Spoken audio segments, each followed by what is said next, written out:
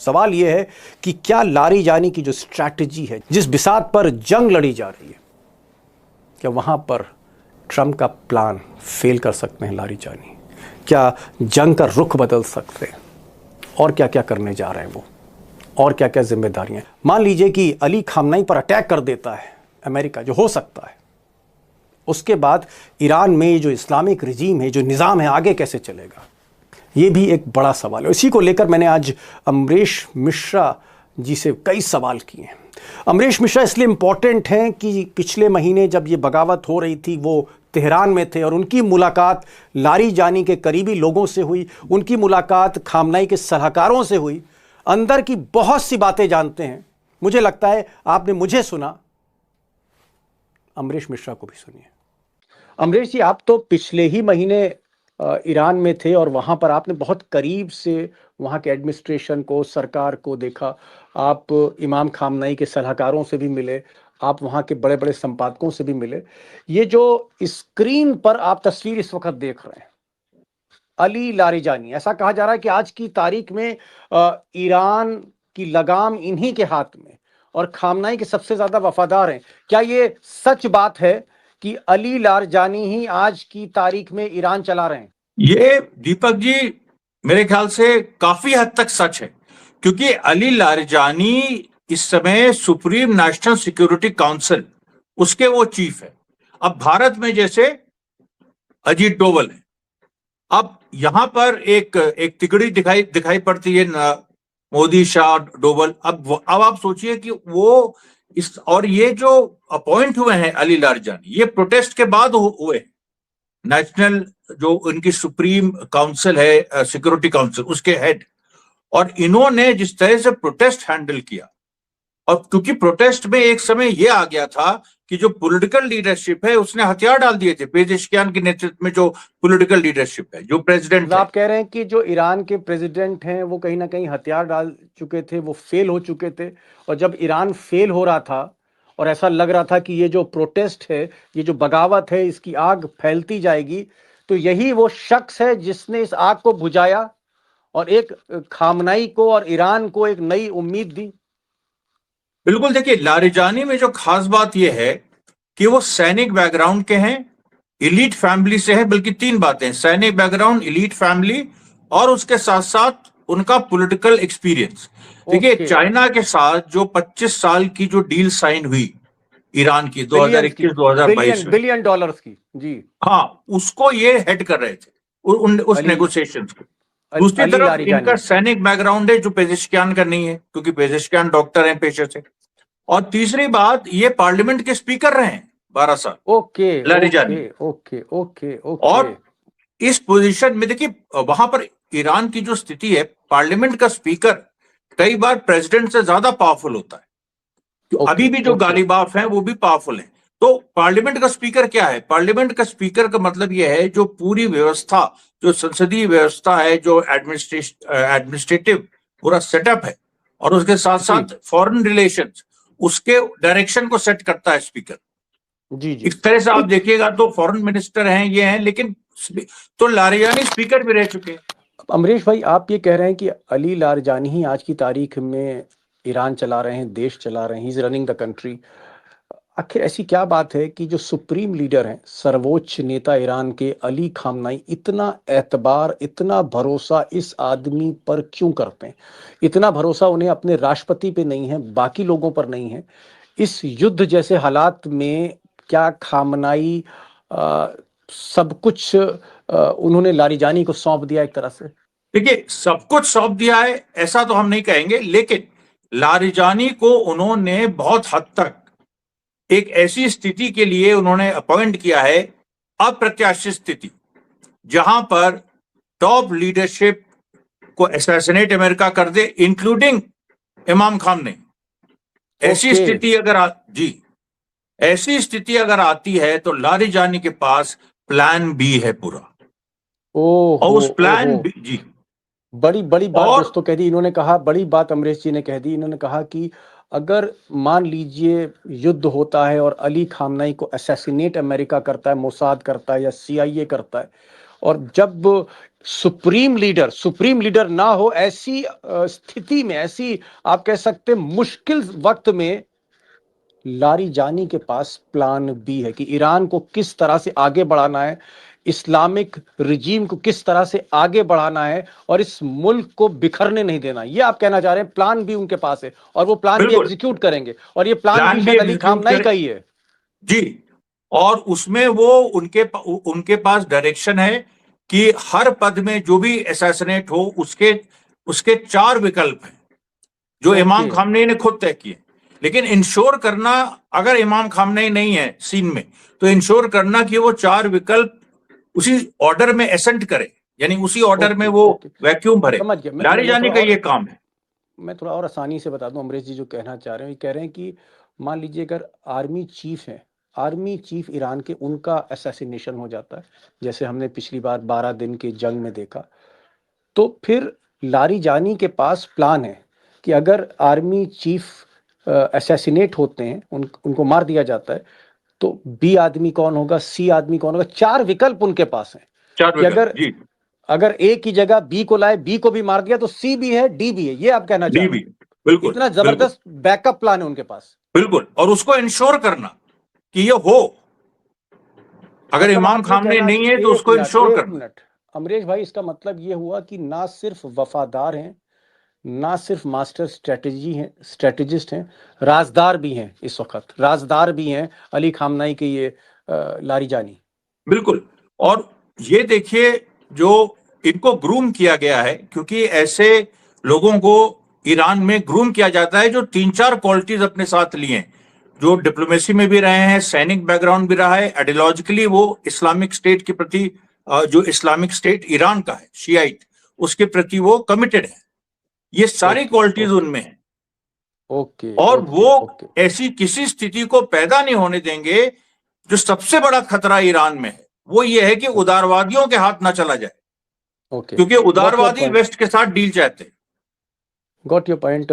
यहाँ पर अमरीश जी कह रहे हैं कि अली लारिजानी यूं ही नहीं इतने करीब आ गए अली खामनाई के कि उनको नंबर 2 इस वक्त माना जा रहा है ईरान में, क्योंकि उनके पास मुख्तलिफ किस्म का तजुर्बा है। उनके पास मिलिट्री का एक्सपीरियंस है, उनके पास पॉलिटिक्स का एक्सपीरियंस है, क्योंकि जो वहाँ की पार्लियामेंट है उसके स्पीकर रहे और बड़ा पावरफुल स्पीकर होता है ईरान का। उनके पास डिप्लोमैटिक बहुत ज़्यादा एक्सपीरियंस है, विदेश मामलों का, कूटनीति का। इसलिए ये जो क्वालिटीज़ हैं, और ये बरसों की क्वालिटीज़ हैं, इसके अलावा वो जो इस्लामिक फौज है उसके कमांडर भी रहे और वफादार भी हैं, राजदार भी हैं। अब एक और चीज़ मैं जानना चाहूँगा, क्या ये बात सही है कि चाहे पुतिन से बात करना हो या कतर के जो बादशाह अल थानी हैं उनसे बात करना हो, या अमेरिका और ईरान के बीच जो ये बातचीत हो रही है, न्यूक्लियर टॉक्स जिसमें ओमान मध्यस्थता कर रहा है, इस बातचीत को भी लारिजानी ही देखते हैं। यानी चाहे कोई भी विदेशी मामला हो, सबका सब सुपरविजन जो है वो लारिजानी का है। इस पे दीपक जी क्या है कि जो चाइना के साथ जो डील हुई 25 साल की, वो इतनी अच्छी तरह नेगोशिएट हुई और जिसको दुनिया मानती, क्योंकि ईरान को फायदा बहुत हुआ। खास तौर पे जो सोडियम परकुलेट, जिससे जो मिसाइल आर्सेनल के लिए सबसे ज्यादा जरूरी है और जो चाइना सप्लाई कर सकता है बल्क में, वो जो नेगोशिएट किया लारिजानी ने कि उसकी सप्लाई लगातार जून के बाद तिगुनी हो गई। और इस समय उसी की वजह से, सोडियम परकुलेट की वजह से, मिसाइल आर्सेनल ईरान का इतना मजबूत है और बढ़ता जा रहा है। तो वो जो उन्होंने किया, उसके बाद प्यूतिन के साथ जो उनकी बातचीत, देखिए प्यूतिन कासिम सुलेमानी को भी ट्रस्ट करते थे। उन्हीं के कहने पे उन्होंने सीरिया में इंटरवेंशन किया था 2015 में। उसके बाद प्यूतिन किसी को ट्रस्ट करते हैं तो लारिजानी को। ओके, ये अच्छा, चाइना हो गया, रशिया हो गया, उसके बाद अरब देश, जी अरब देशों से भी कतर हो गया, ओमान हो गया, ये सारे देशों से लारिजानी सीधे संपर्क में। और 2 ट्रैक चलते हैं, फॉरेन मिनिस्टर संपर्क में रहते हैं ऊपर से, लेकिन जो असली बात होती है वो ओके, लारिजानी ओके, हैंडल करते हैं ओके। अरब देशों से। मतलब आप ये कह रहे हैं कि ये जो हम तस्वीरें देखते हैं टेलीविज़न में कि ईरान के विदेश मंत्री अराक्ची, अब्बास अराक्ची, ये बातचीत कर रहे हैं। आज अराक्ची ओमान पहुंचे, आज अराक्ची स्विट्ज़रलैंड पहुंचे, आज अराक्ची सऊदी अरब से बात कर रहे हैं। आप कह रहे हैं कि जो विदेश मंत्री हैं ये सिर्फ मैं मोहरा तो नहीं कहूँगा, एक तरह के ये दूत हैं, असली जो खेल है, असली जो रणनीति है, असली जो बिसात बिछाई है, वो लारीजानी ने बिछाई है। जो स्ट्रैटेजिक अलाइनमेंट्स हैं, जो स्ट्रैटेजिक मामले हैं, उनमें लारीजानी ही हैंडल करते हैं। जो टैक्टिकल, जो डे टू डे वाले हैं, उसमें जी आरागची आते हैं। भाई अमरीश जी, आपने जो बातें बताई वाकई वो बहुत चौंकाने वाली हैं कि लारीजानी ना सिर्फ पावरफुल हैं बल्कि वो एक मास्टर स्ट्रेटेजिस्ट भी हैं। मैं एक चीज जानना चाह रहा था कि अली खामनाई ने लारीजानी को और कौन सी जिम्मेदारियां दी हैं? सबसे इंपॉर्टेंट जो मेरे ख्याल से उनको जिम्मेदारी है कि वॉर जब शुरू होती है और उसके बाद एक इंटरनल केओस का खतरा होता है, हमेशा होता है। और ईरान तो अभी एक इंटरनल केओस से गुजरा है, जब वॉर नहीं थी तब भी। तो अब ये बहुत सेंसिटिव मामला है कि अंदरूनी सिचुएशन, अब देखिए, अब वहां पर बासिज का जो रोल आ जाता है पुलिस इंटरनल कमांड सिचुएशन संभालने में। सेना जी संभालेगी बाहर की स्थिति, और मिसाइल ब्रिगेड वो संभालेगी। अंदर बासिज है, पुलिस फोर्स है, इस तरह की छोटी छोटी मिलिशिया और हैं, इन सबका भी मैनेजमेंट लारिजानी देखेंगे। और वो ओके इंश्योर करेंगे कि अंदर जब तक वॉर चल रही है, क्योंकि लंबी चलेगी लड़ाई, तो जब तक ये चल रही है कोई इंटरनल डिस्टर्बेंस ईरान में ना हो। ओके, बड़ी बात यहाँ पर फिर अमरीश जी ने कही कि भाई ये जो आदमी है, युद्ध के समय लारीजानी जो है, देश चलता रहे, हर चीज, चाहे खाद्य सामग्री है, चाहे पेट्रोल है, चाहे स्कूल कॉलेजेस हैं, जो भी एक सरकार का जो भी रूटीन एडमिनिस्ट्रेशन है वो चलता रहे, थाना पुलिस कचहरी सब चलती रहे। तो इंटरनल मैनेजमेंट करेंगे, उसकी प्लानिंग इनके हाथ में रहेगी, युद्ध के समय देश चलता रहे। और दूसरा ये कह रहे हैं कि भाई युद्ध होगा तो उसकी भी स्ट्रैटेजी वो भी कोऑर्डिनेट करेंगे मिलिट्री कमांडर्स के साथ। यानी आप कह सकते हैं कि जो सर्वोच्च नेता अली खामनाई हैं उनके इशारों पर काम करेंगे, और जो अली खामनाई चाहते हैं, जो उनका प्लान है, उसको ये एग्जीक्यूट करेंगे। एक चीज मैं और जानना चाह रहा था, ये जो पिछले 5-6 महीने में अमरीश भाई, ईरान का जो एयर स्पेस बार बार बंद कर दिया जाता था, कोई जहाज ईरान के ऊपर से उड़ नहीं सकता था, 5 घंटे के लिए, 6 घंटे के लिए एयर स्पेस बंद है। और फिर हमें पता लगता था कि ईरान कोई नई मिसाइल टेस्ट कर रहा है, हाई स्पीड मिसाइल टेस्ट कर रहा है, लॉन्ग डिस्टेंस की मिसाइल टेस्ट कर रहा है। क्या ये जो मिसाइल टेस्ट होती रही पिछले 6-7 महीने में, जिस मिसाइल ताकत से नेतन्याहू घबराए हैं, ट्रंप घबराए, क्या ये जो मिसाइल की ताकत है इसके पीछे भी यही आदमी है, लारीजानी? बिल्कुल, देखिए, लारिजानी जो हैं वो एक तो मिसाइल को समझते हैं, वो खुद सेना में रहे थे, एरोस्पेस जो डिवीजन है उसको भी समझते हैं। और एक मैप भी देखिए, एक जो 435 किलोमीटर की रेंज की जो ईरान की मिसाइलें हैं, जो पहुंच सकती हैं इजराइल और पूरे सऊदी अरब और अमेरिका के बेसिस तक। और फिर जो दूसरा रेंज है 1240 किलोमीटर वाला, जहां पर जिबौती वगैरह अफ्रीका तक भी पहुंच सकती है। और फिर जो तीसरा है जो उसके आगे यूरोप जा सकता है, फिर अमेरिका जा सकता है। तो ये जो 4 आर्क्स है इरानियन मिसाइल्स के, इसकी पूरी प्लानिंग लारिजानी का उसमें बड़ा हाथ बताया जाता है। बड़ा हाथ पता है, मतलब मिसाइल मैन भी हैं और पॉलिटिक्स भी समझते हैं, फॉरेन अफेयर्स भी देखते हैं, क्राइसिस मैनेजमेंट भी करते हैं, सारी प्लानिंग भी है। अगर कोई असैसिनेट हो जाएगा, किसी का कत्ल हो जाए किसी आर्मी कमांडर का, तो उसकी जगह कौन इस जो है जगह लेगा, वो सारा भी प्लान इनके पास है। और अमरीश जी तो यहाँ तक बता रहे हैं कि अगर अली खामनाई असैसिनेट हो जाते हैं तो फिर ईरान का सुप्रीम लीडर कौन होगा, ये सब गणित भी उनके पास है। और यही नहीं, लारीजानी का भी अपना एक दूसरा आदमी है जो, अगर लारीजानी के साथ कुछ हो जाता है तो शायद उसका भी सब्स्टिट्यूट है। जी, उसका सब्स्टिट्यूट गालिबाफ है, अच्छा, जो ये पार्लियामेंट का इस समय स्पीकर हैं, Ghalibaf. Ghalibaf. Ghalibaf, GHALIBAGH, Ghalibaf. वो भी हार्डलाइनर हैं। उन्होंने बहुत इंपॉर्टेंट उन्होंने ही स्टेटमेंट दिया था सबसे पहले कि ईरान प्रीएम्प्टिव स्ट्राइक कर सकता है। ये स्टेटमेंट गालिबाफ का सबसे पहले आया था। ओके तो वो भी इमाम खामनेई के नजदीकी हैं, विचारधारा से भी और राजनीतिक तौर पे भी। उनका भी सैन्य बैकग्राउंड है। ओके, मैं चलिए फाइनल क्वेश्चन पे आ जाता हूँ। बहुत आपने बता दिया लारीजानी के बारे में।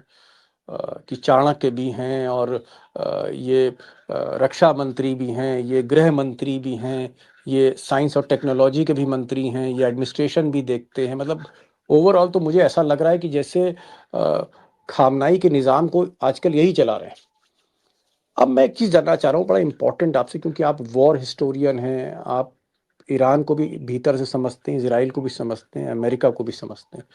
क्या मैं ये मानूं कि ट्रम्प जिस वक्त युद्ध करेंगे, ट्रम्प की जो प्लानिंग होगी, इजराइल की जो प्लानिंग होगी, उस प्लान को क्या ये आदमी जिसको आप मास्टर स्ट्रेटेजिस्ट कह रहे हैं, क्या ये आदमी के पास कुव्वत है, ये दिमाग है इसके आदमी के पास कि ये ट्रम्प के प्लान को फेल कर सकता है, शॉक दे सकता है ये इजराइल को, अमेरिका?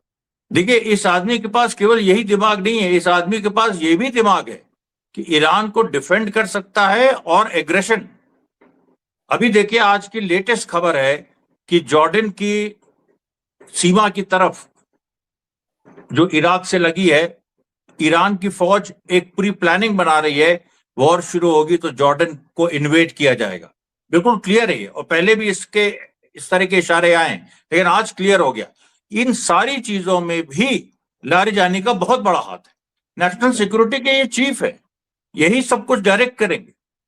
चलिए साहब, बहुत बड़ी बातें आपने आज बताई कि साहब लारिजानी जो हैं 7 दिन के अंदर, जब प्रोटेस्ट ईरान के जो प्रेसिडेंट हैं, जो उनके एग्जीक्यूटिव हेड हैं पेजेश्कियान, जब प्रेसिडेंट बगावत को संभाल नहीं पा रहे थे, बगावत की आग को, और आग फैल रही थी, तो 7 दिन के अंदर लारिजानी ने उस आग को बुझा दिया।